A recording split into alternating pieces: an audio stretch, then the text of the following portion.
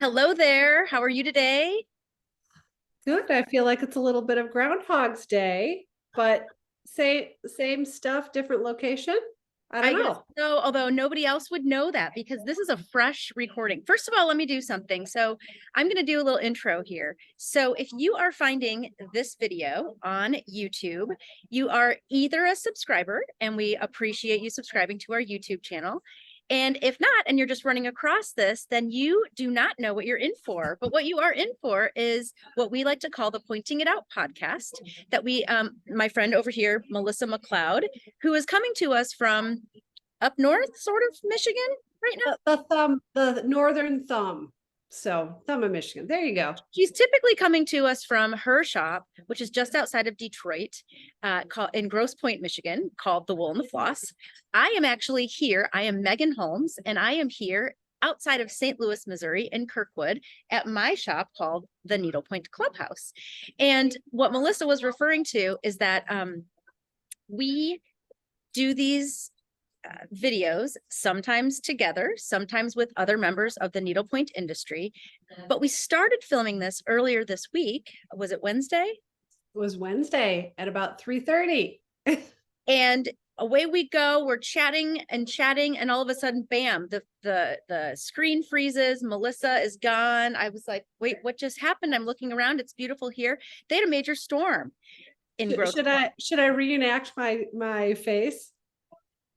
Was it something like that? It was like the screen froze with Melissa, like terrified, looking out the window. And I thought, oh my goodness, what just happened?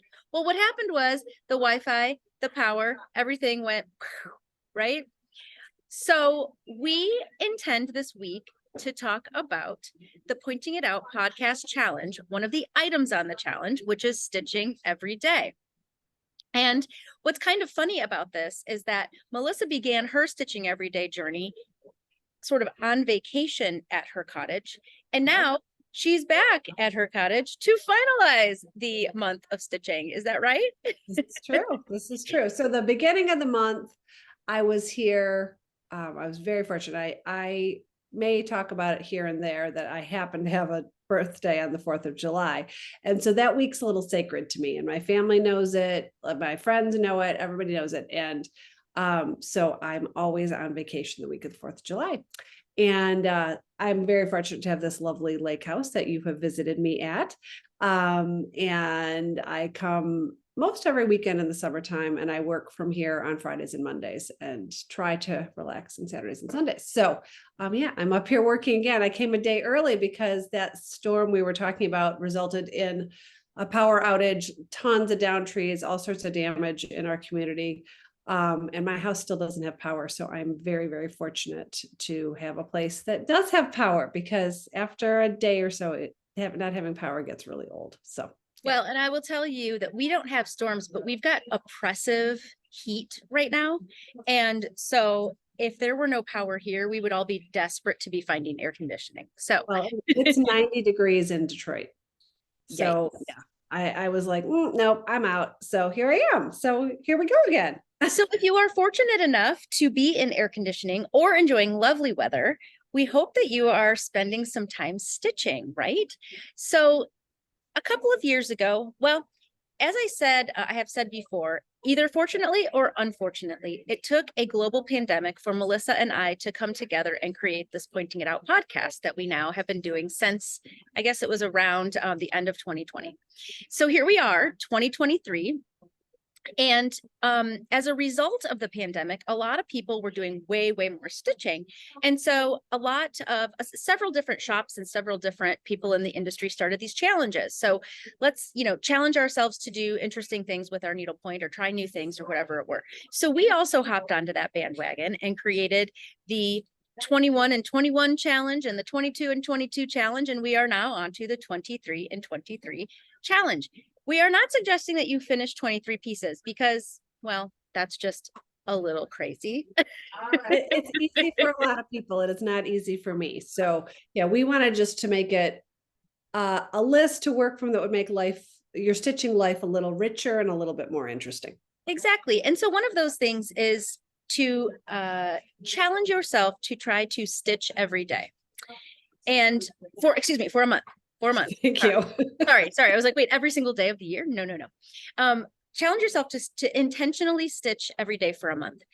And I think we sort of landed on 30 days. As a lot of people know, it is scientifically proven that creating a habit for 28 days helps you create that habit and continue that habit. So we're aiming for 28 to 30 days. What I think is interesting is they used to say 21. Do you remember that? Or maybe it's just because I'm a little bit older than you. But like when I was in college, they would always talk about it took 21 days. And now they say 28 days. I'm not a psychologist, so I don't know why, like what's happened in our world that we had to add 7 days, but they used to always say 20. Maybe we just have a harder time focusing, which is this girl.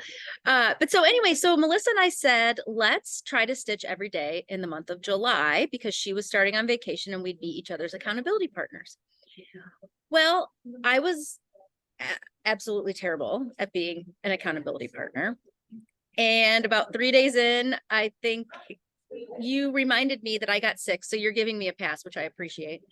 Yes. But anyway, you continued along. Well, my life as a mom is a little easier right now. My kids are in their 20s. They're basically grown adults. Like I still have to jump in and like help them with big things occasionally. I don't have day-to-day momming going on in my world. So I think initially you tried to do this in February. I did because I thought I heard somebody else say, oh, well, it's the shortest month. So then you and I don't remember what caught me up at that point, but I did not make it the month of February. I bet you any money it was like winter break or something like that. You know, like you get your, we're really diving down a rabbit hole, but the bottom line is my life's a little calmer than yours. So true, especially in the summer. There is nothing consistent about my schedule in the summer, but that's okay. I think the proven point though is that I've been intentionally working to do more stitching. But what we're here to talk about is your journey through the stitching every day for a month. So and maybe after you hear some of my things, you'll get remotivated to try it again and maybe choose some 30-day period. It does not have to be the beginning of a month to the end of a month. It technically could be a 28-day period. No one's counting. When your kids are back in school and your life is a little bit more, just, you know what to expect most days. Well, you've done a great job. I'm on Instagram all the time. I'm mostly putting stuff out there. I'm not always just scrolling around to see what people are doing, but I have had a chance to see a few of your posts where you say it's day 1, it's day 2, it's whatever. And even that has been kind of motivating to me. Like, ooh, what is she going to stitch now? I have to say, I have had a number of people that like comment on it every day that have really been watching. Debbie usually makes a comment every day. Donna Grady and Cindy Chitty, who are some of our podcast watchers. I know they both said that they did it in February and they loved it so much and they got so much out of it that they are now on like, well, this was a few days ago. They were on day 178.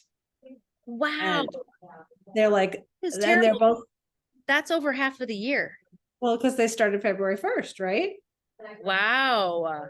So awesome. They have been very appreciative towards me / us for creating this because they did not realize how much richness it would bring to their lives. And you know, honestly, like my friend Janet texted me and she's like, so I'm packing to go out of town. I have no time. If I just do like 2 needles full of silk and ivory, does that count? I'm like, heck yes, girl, it counts. Like if you sit down in a chair and stitch for, you know, I guess a needle full, like that's good enough. You know, you sat and stitched. I mean, maybe if you take 1 stitch, that's a little lame. Well, let's just call a spade a spade, but making the effort.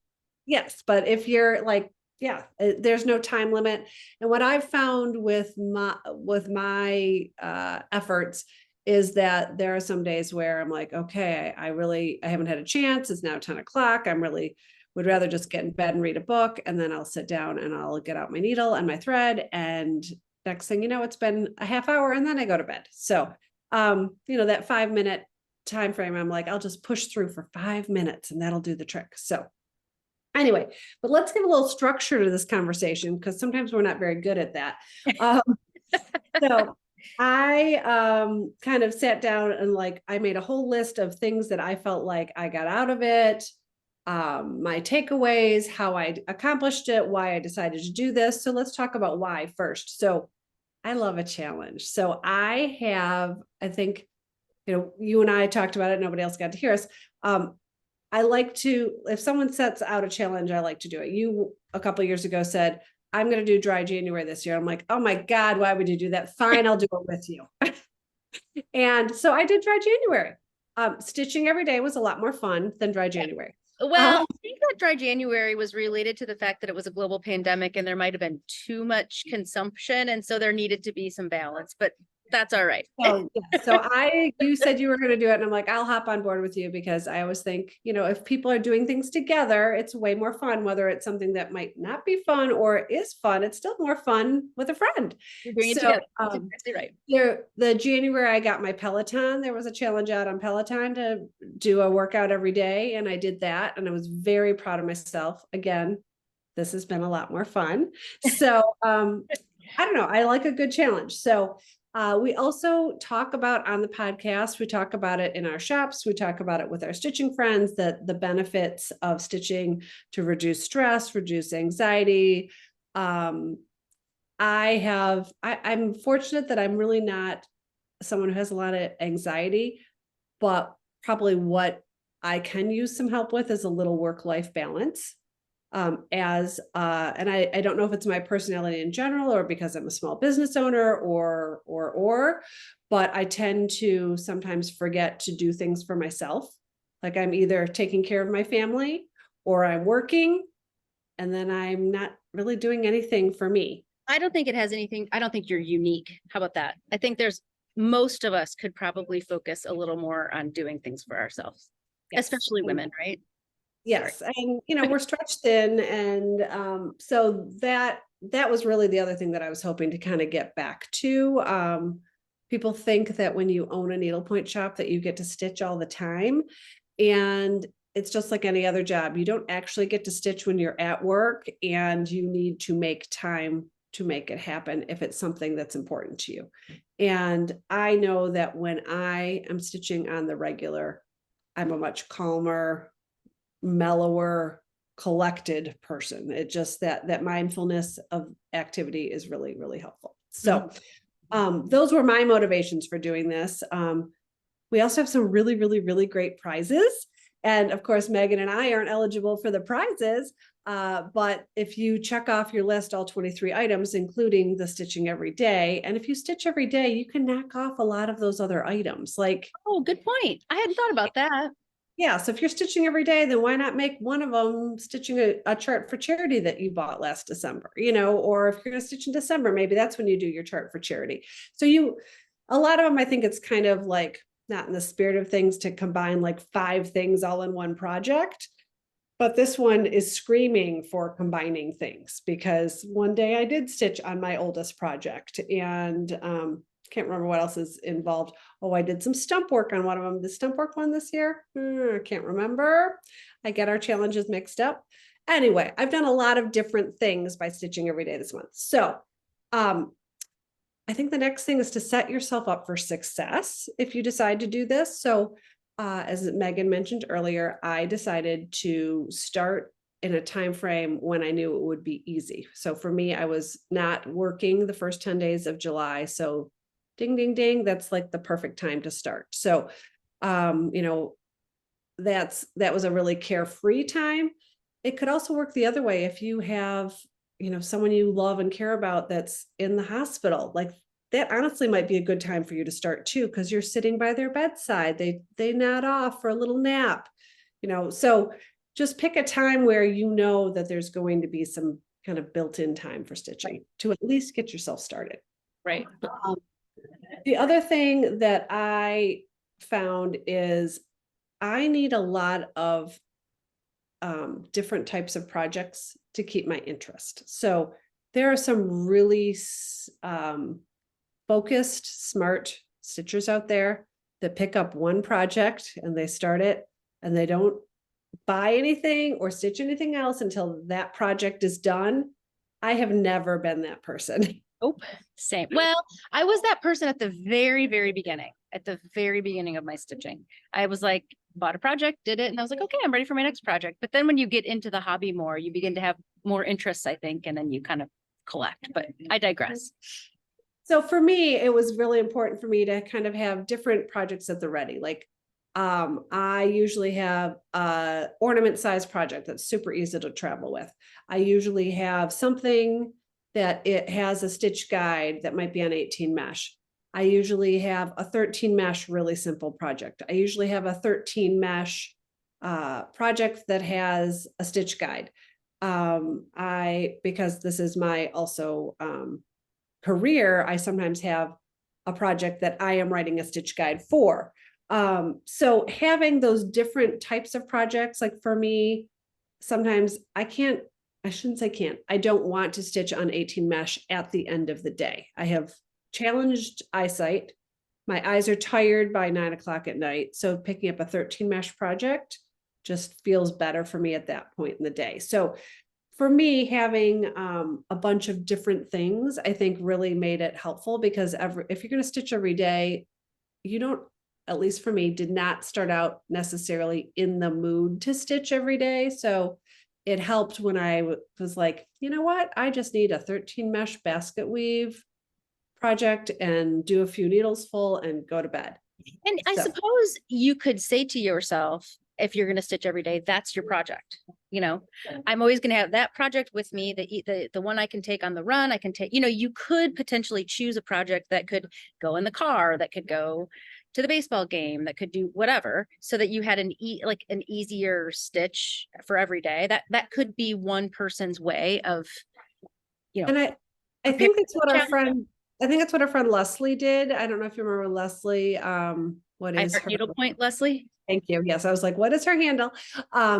She did it in February, I believe, as well. And she stitched a basket weave only picture frame because I think that was kind of her goal. She may have stitched other things that month. I haven't actually had a deep dive with her on that, but I think that was her intention. So I think the bottom line is know your personality. And if you need a variety, then get those things those different items kind of ready in your head.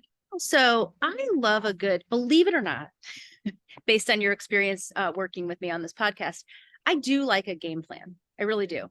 So I'm even wondering if for me, it might be interesting because I've been feeling honestly a little overwhelmed by all the different projects. I've got, to your point, as a business owner, we've got things that we're preparing for the end of the year that I know need to get stitched so that we can have the finished product. And so I've got that in my pile. And then I've got one that I wanted to have for this or wanted to have for that or whatever. And I've been feeling a little overwhelmed by all of my little bits and pieces of projects going. And then believe it or not, there are some things that I just want to stitch that have nothing to do with the shop. But it might be interesting for me or a person to sit down and say, okay, here are the 6 things I want to work on this month, like kind of prioritize your stitching so that, and you could even throw in a chart for charity that's brand new. So then it's like something fresh, like, none of this is inspiring me today. Oh, but that's brand new, like a new project in that mix, but have like a finite grouping of things. Cause let's be honest, I've got way more that I could possibly stitch in a month. But it might get overwhelming if I was just, what am I going to do today? What am I going to do today? But if I had it all kind of lined out, these are the things I want to work on this month. And in effect, that's what happened because remember, I started this by going on vacation. So I packed up about 6 projects and brought them to the cottage with me. And for the most part, that is what I've worked on this month. But then there was a day that was like, I just need something really simple. Oh yeah, I have those self-finishing dog collars. Let me get those out, So I haven't limited myself, but I did kind of give myself that structure. So I think you're onto something there for sure. But I think and I'm not sure if you're going to get to this, but I think kind of what that illustrates, what you just said, is those of us who do have a large stash, it's a very valuable tool to you to have a large Sure. stash. Yes. So this is that'll be in my takeaway list. Oh, So, okay, sorry. yeah. So I think, so I also think it's really important to have, if you are someone who's fortunate enough to have someone who drives you. So, I mean, I don't have a driver most of the time, but when we come to the cottage, my husband would always choose driving over sitting. And I will always choose sitting over driving because Same. to me, I can stitch in the car. I know some people get car sick or whatever, you can't stitch in the car. I can only stitch on 13 mesh in the car. So in my mix of projects for sure was that roll it up in your purse basket weave project, which by the way, I always end up putting other stitches in besides basket weave, but that's always my initial intent. So for me and other people like me, make sure you have a car stitching project at the ready if you're fortunate enough to have someone who is at the wheel from time to time. I found that some of my old projects emerged when I was flipping through them. I'm like, oh, this would be a good one to add to the list because this fills a category like we were talking about that I hadn't filled yet. And I also have found that the more you stitch, the more you want to stitch. Okay, sure. So I was afraid, someone said to me, well, someone who's not a stitcher, by the way, said, well, aren't you getting bored? And I'm like, no, actually, the more I stitch, the more I want to stitch because I just finding like I'm just more cool, calm, collected. I'm getting things done. There's some gratification. I am, to your earlier point, no longer as feeling as there are times, let me start over. There are some people that feel very guilty about having a stash. I don't. I don't collect anything else in my world. I'm not a clothes hoarder. I'm not a collector of other things. I love needlepoint. I mean, I love needlepoint. And so if it is one of the things that I happen to have a lot of and I can afford it and it brings me joy, then what's the problem? Yeah, for sure. But occasionally I do feel bad about it from time to time because I'll see things on Instagram. I'm like, oh, I have that in my stash. Oh, I have that in my stash too. Or, oh my gosh, all I have to do left is the beading on that. Let's just get it done. That's where I'm at on some things. And the worst is when you say, I think I have that in my stash, but you're not exactly sure. It's So true. this happens.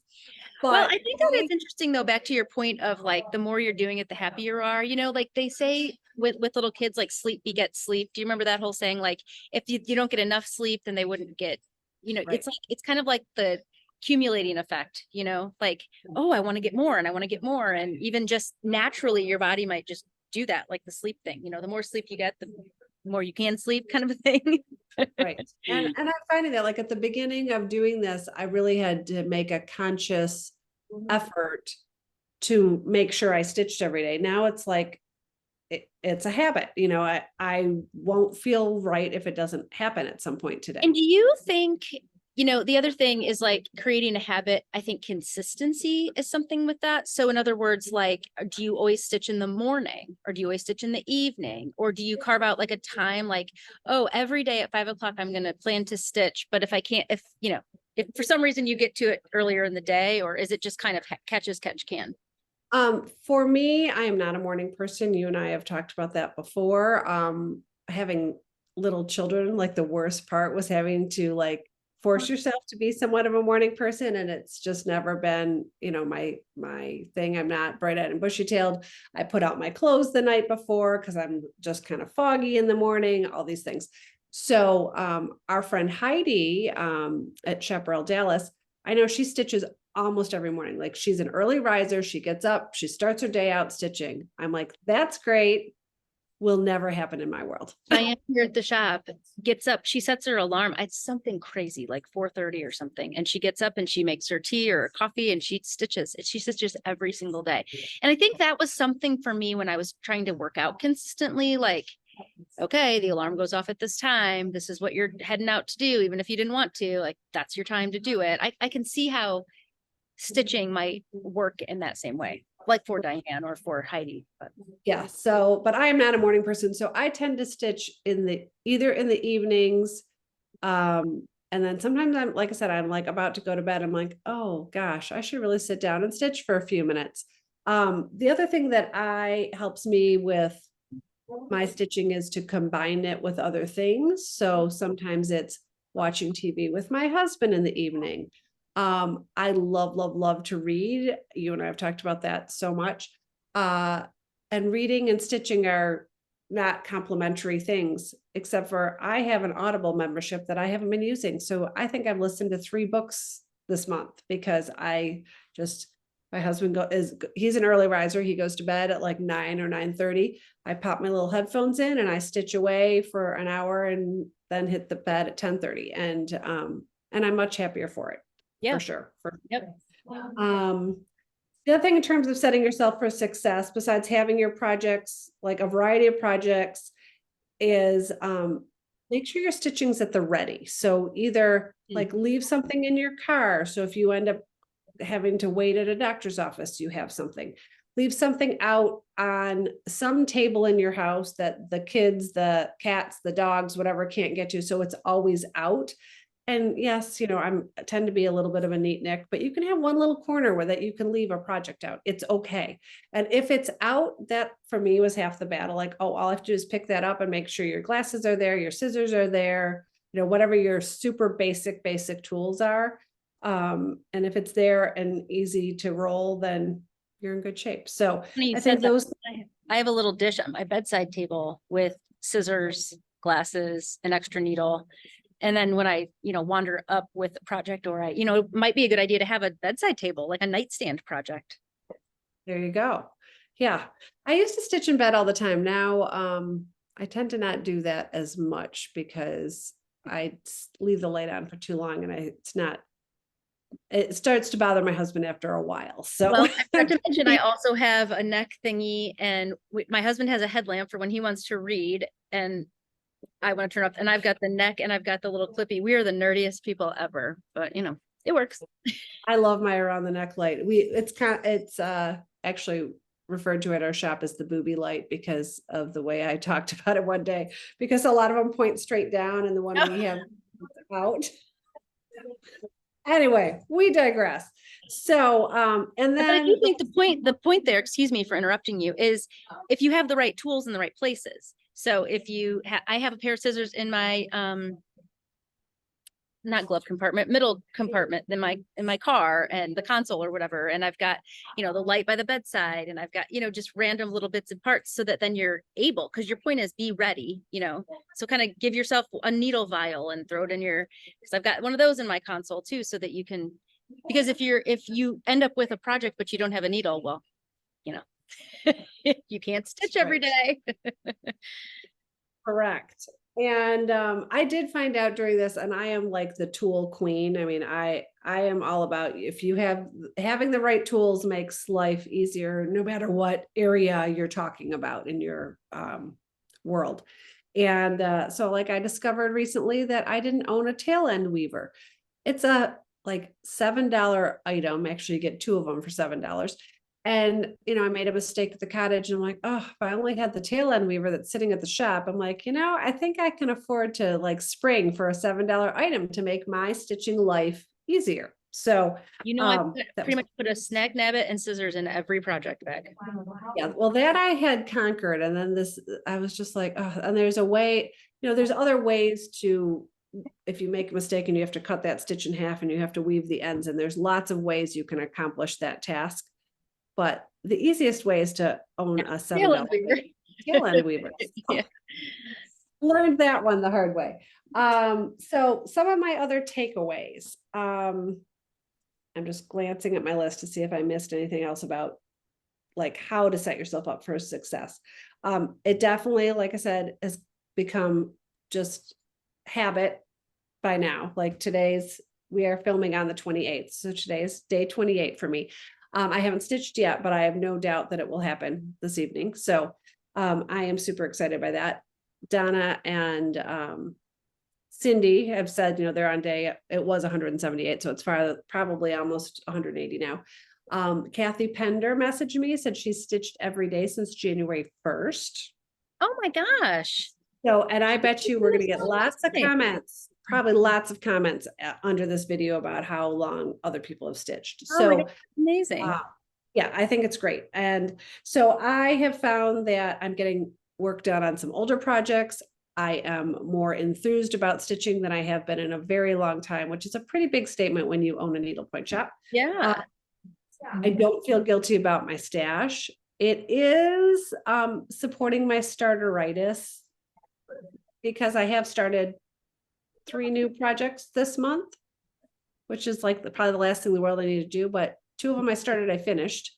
And the other one is well underway, and I am loving every stitch of it. So Good. that's super exciting. You can, it's really proven to me that you can do anything you want if you set your mind to it. I mean, anything, let me start. That's a way bigger statement than I meant it to be. If there's something you want to do that takes less than 10 minutes a day, none of us have any excuses. It's not that hard. Even if I chose to take this 10 minutes a day and like start decluttering my house, like that's something that I used to do on the regular. Haven't done it in a while. And yes, it's beginning to show. So like, I'm like, oh, so I did this. So maybe in August, I'll say that I'm going to do like a 10-minute Peloton workout every day, even if I don't do a real workout. Like I can fit in 10 minutes, and 10 minutes is always better than nothing. Right. Agreed. So it's just really proven to me, like, if I can do this, I can apply this theory to anything else in my That's a really cool takeaway. Yeah. So, and I think the biggest thing of all is it's really shown me how important it is to make time for myself. I think all of us as people, especially as women, take care of ourselves last, and carving out a little time in your day for yourself, whether it's for meeting up with a friend, whether it's stitching, whether it's exercising, or maybe it's all 3 of those things. Like, you deserve that. Yes. So I think, sometimes like I've been guilty of being a workaholic. And so it's been really good for me to kind of take some time out for myself. So I think that I'm just so happy to hear that this turned into such a joyful thing for you. And it really hopefully it has has. for others too. Yes. Well, and if anyone hasn't started, like we mentioned at the beginning, it doesn't have to be at the beginning of a month. For me, I'm a little type A. And so it was a very natural spot for me to start at the beginning of the month. But my very artistic daughter has kept reminding me, make sure you remind people it's stitch every day for a month. It doesn't have to be first of the month to the end of the month, because that's a very limiting detail. Well, how about this? What is today? You said today's the 20 what? It's 28th. Today's the 28th. This episode is going to drop on the 30th. Wait, what's today? So tomorrow. So tomorrow I will try to start my journey, my 28 to 30-day journey today. Okay. Well, and this is what I will tell you is part of the reason I wanted to start on the first of a month is because it's just easier to keep track. But one silly little thing I discovered is if you put it on Instagram, you can go into the little GIFs, and if you type like day 1, day 2, like it'll give you a cute little graphic to put on there. And so that's part of the reason I've kept adding it to my stories and you guys may see me hopefully all next month being like, I'm on day 42. Like, keep we'll going. see. Are you hoping to keep it going? It's been really, really, really good for my mental state, for sure. I love it. Well, so I'm going to try to do a little organizing, and I'm going to do it. So I years ago, I trained for a marathon, and my friend and I bought this book, back when we didn't have, a lot of ability to like Google stuff. We actually bought a book, I think at Barnes and Noble. And I truly think like the first and what it did was it took you through the journey of like how to train, like how many miles per day and blah, blah, blah, blah. But it gave you a lot of other inspiration too. And one of the first paragraph in the book, I'm pretty sure said, if you're going to venture into this journey, because neither of us were really long distance runners, sorry, I'm going down a rabbit hole, but it said, tell people you're doing it, because that holds you accountable kind of to the universe. you don't want to let yourself down, but you also don't want to like let other people down when you like say it out loud and then people are like, have you done it? Did you do it? You know, it's encouraging. And so that's what I'm doing. I'm putting it into the universe today, the 28th. I will start. Well, and if anybody needs, if you want some more, what's the word I'm looking for? Tangible, that's the word. Evidence of why to do this. I finished 2 dog collars. I finished an ornament. I thought I wrote all this down, but yes, I did. I finished 2 dog collars. I finished an ornament. I've made a lot of progress on an old Kelly Clark class that I took that I never finished. I've made a lot of progress on my large basket weave only piece. I showed it off, I think a couple podcasts ago, that I had changed the colors because it's going to be for my bedroom, that Melissa Shirley floral piece. Yep. I have made a lot of progress on my labors of love nutcracker that I'm writing stitch guide for. I've made a lot of progress on my Laura Taylor class that I took the end of June.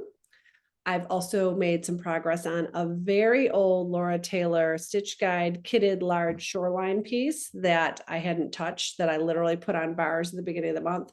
So I'm seeing a lot of tangible progress, not to mention I'm really enjoying it. So I love that. Go forth. That's go forth and needlepoint every day. How about that? You got it. Well, this has been really fun hearing about your journey, and I hope that it encourages other people to get going. And even if you're not participating in the challenge, it sounds like it would be a good thing to do just for yourself and for your own mental health. But if you are working on the challenge, we are still working on collecting awesome prizes. And so let's get after it, right? You're true. Well, Okay. good.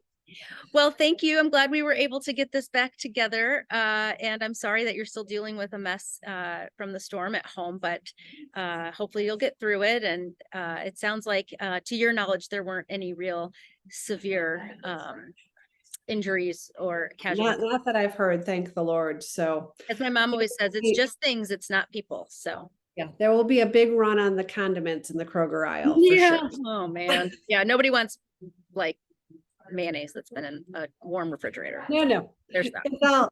It'll be a really good time to clean out the fridge. I'm going to make lemonade out of lemons, right? I like it. All right.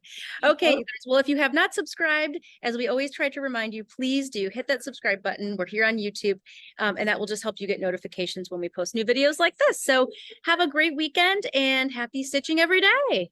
Thank you. See you soon. Bye.